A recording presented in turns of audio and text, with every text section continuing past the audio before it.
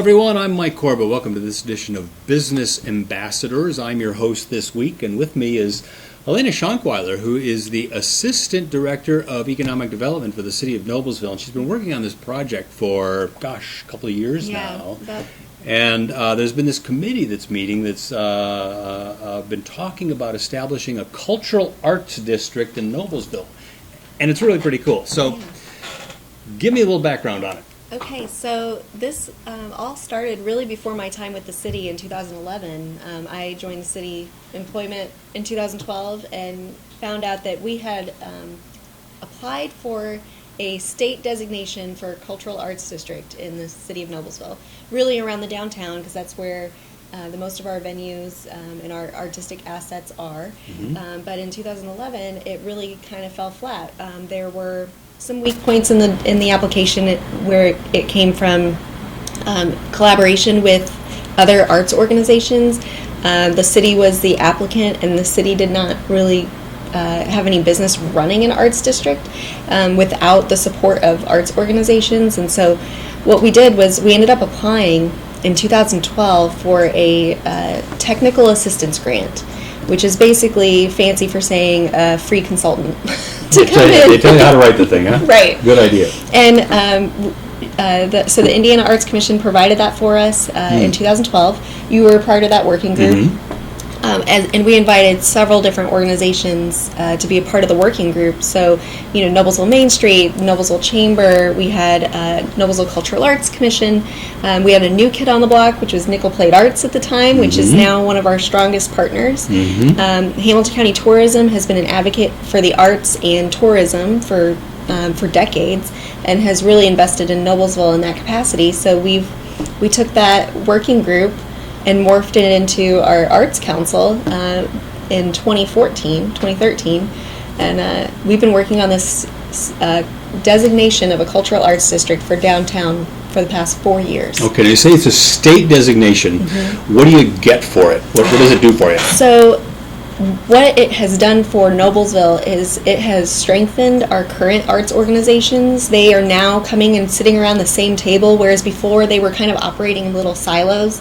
And kind of doing their own events, and nobody was really calendar checking, so some of their bigger fundraisers were on the same day as another art organization fundraiser, or one artist was involved in this group but not necessarily in the other. And so what it did was it brought everyone to this table and said, okay, let's actually communicate, talk to each other, work together for a common thread, which is strengthening the arts in Noblesville.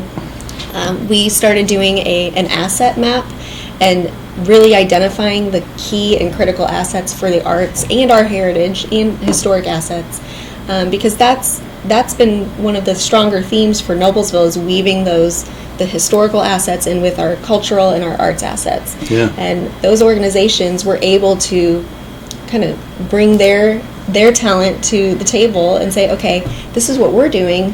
How can we maybe adjust, or how can we work together to make this individual event stronger, but also how do we make this cluster stronger for the arts?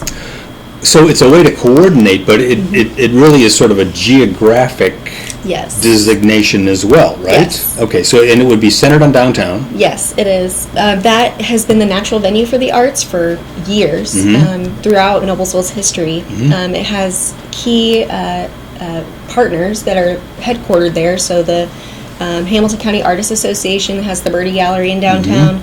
We have the Noblesville Main Street office. We have tourism office. We have the Nickel Plate Arts. I know we went through and mapped that out, and there were like a couple dozen individual entities that could be considered part of this arts movement in Noblesville. Right. Yeah. And so downtown became the geographical focus. And then one of the things that we talked about when we designated the area of the district is walkability.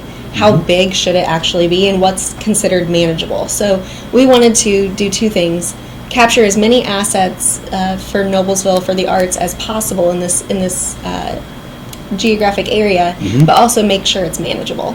Okay. So it's about 50 square blocks, and that's quite large when you think about it.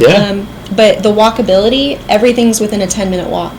So Cool. nice sunny day. Take a So it stroll. doesn't necessarily mean we would have arches and pillars like the Arts and Design District in Carmel. Right. But it would be a designation that would have signs that say that you're entering the Noblesville Cultural Arts District. Yeah. So Noblesville's art identity is more grassroots and not necessarily, the pillars and the big giant archway kind of manufactured gateways. Yeah. We're more like, you're going to start seeing pop-ups of public art. You're going to see some murals. You're going to see some street art. You're going to see some art studios popping up along the landscape and the storefronts. I think you're going to see some homes that are inside that district are going to start becoming artist residence, kind of live-work spaces. I think you're going to see, more event kind of activating those underutilized spaces. So we've been activating the alleys a little bit more. That's kind of our niche. We've got this great asset with Federal Hill, and it's definitely improved the West Gateway into the downtown. But what else can we do to kind of catch people's attention and make awareness of the art? So we have the art banners for professional artists. Yes. We have engaged the Noblesville High School artists, and their banners have gone up, and we consider those filler banners. These are glowing street lights downtown. If you haven't been downtown and seen them, you should definitely see it. They're very cool. Yeah, and so some of those artists, those high school artists, now have graduated, and so it's a way of engaging new talent and getting their artwork into kind of a public viewing area in a unique way. Okay. Logan Street Signs and Banners have printed those for us for the last couple of years, so thank you for that. How about that? Yeah. There's a little plug right there. Yeah. Okay, so we've got this designation that we've applied for, right? Yes. But we don't actually have the official designation yet. So Right. tell me where we are on that. So the City of Noblesville and Noblesville Arts Council representatives, we have a cultural arts district because the city has designated one through council. Okay, so we got the district. So we have the district, but the state designation adds weight to our and sort of codifies all of the efforts that we've been taking on with the Arts Council, which anyone can join the Arts Council. It's an inclusive group. We are not exclusive. There's no membership fees. It's come to the table and help us improve, the standing of the artists and art organizations and artist business. Okay. The state designation, so the application was due on the 4th of October. Okay. We submitted. There was a adjudication panel on October 27th. There were 5 other applicants. So we are up against, if you can say, there's not necessarily one of us will get it or all of us could get it. So there's no limit there's no on limit. the number of the Yeah, so we're up against Wabash and Valparaiso, Zionsville, and Anderson. Okay. Those are the other 4. And so the designation doesn't offer necessarily any funding for our cultural arts district, but it adds weight for grants. Okay. One of the things that they require is an annual report, and it forces, and it sounds negative, but it forces arts organizations within the district to really provide metrics and some accountability, and so fair. we want to know who's our audience, who are we engaging, and it allows us to track those things. Okay. And it kind of how do we grow that? Yeah. And strengthen that, so it will ultimately strengthen any national applications for grants that we, as an organization. Excellent. And so when do we find out? So October 27th was the panel. Yep. Those recommendations go to the state Indiana Arts Commission, the full commission, and their meeting is December 9th, Okay. I believe at 9:30 in the morning. I feel like I'm stalking them. Yeah. But I think that we That's will. a little lobbying. I know, I'm like, come on.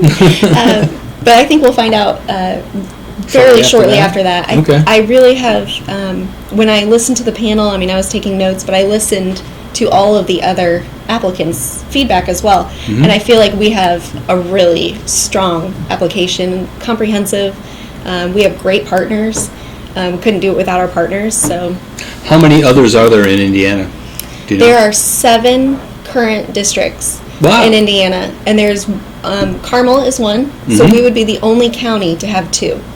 Really? Okay, so there's districts. so Indianapolis must have one, and then other big cities like Indianapolis Fort Wayne. doesn't have one. Indianapolis doesn't. No. So it's Carmel, Bloomington. You're gonna make me. I'm not. I didn't mean to remember put you it. on the No, I on the might be. spot I here. probably can. I mean, I've All been right. working on this for 4 years. But Madison, Indiana, received theirs That makes 2 sense. years ago. Yeah, they have a cool area. Yeah. Nashville, Indiana. Okay. Columbus, Indiana. Wow. And that was part of our process, was really looking at their applications and seeing how they, what they did to strengthen their application and how they answered some of those questions. And So we've been pretty good company. Yeah, and it's a absolutely. relatively rare designation. I mean, if they only do one, then we'd be one of 8. right, Well, that would be wonderful. it will be significant, I think, for artists and art organizations. And Yeah.